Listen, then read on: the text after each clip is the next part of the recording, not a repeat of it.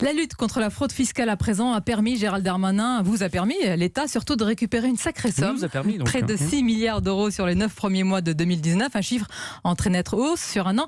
Ça ne veut pas dire, expliquez-nous, qu'il y a plus de fraudeurs. Ça veut dire que vous les repérez plus efficacement. Le principe de la fraude, c'est qu'elle est cachée, donc c'est bien malin qui peut avoir une science exacte sur cette question. Mais ce qui est certain, c'est que la loi fraude que nous avons adoptée l'année dernière, voulue par le président de la République, elle permet de donner des armes techniques, juridiques supplémentaires pour courir au plus vite que les voleurs. Voilà. C'est un point important que la voiture du gendarme soit aussi rapide, voire plus rapide que la voiture des voleurs. Des armes jusqu'où peut aller cette lutte antifraude? Il y a une expérimentation sur 3 ans inscrite dans le budget 2020 pour pouvoir nous espionner. Il n'y a pas d'autre mot sur les réseaux sociaux. Non, ce n'est pas le cas. C'est sûr que nous avons encore à travailler pour aller encore plus vite que les voleurs.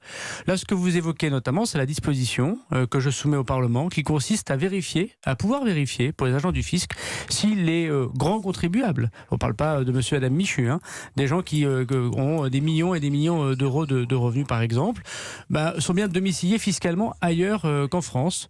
Alors quand vous passez plus de 6 mois en France, vous profitez des services publics, que vous avez manifestement votre vie de famille, votre vie d'intérêt en France et que vous déclarez que vous avez en fait une maison ailleurs dans un paradis fiscal et que vous ne payez pas votre impôt sur le revenu ou votre impôt sur la fortune immobilière, je pense que ça choque les Français.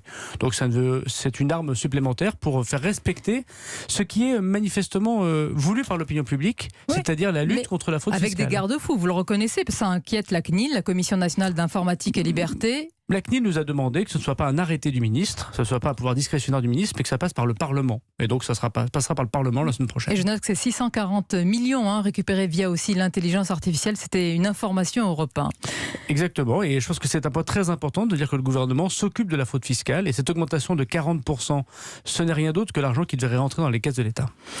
Dans les caisses de l'État, on va suivre aussi ce que vous allez en faire. C'est le plus important peut-être dans l'actualité.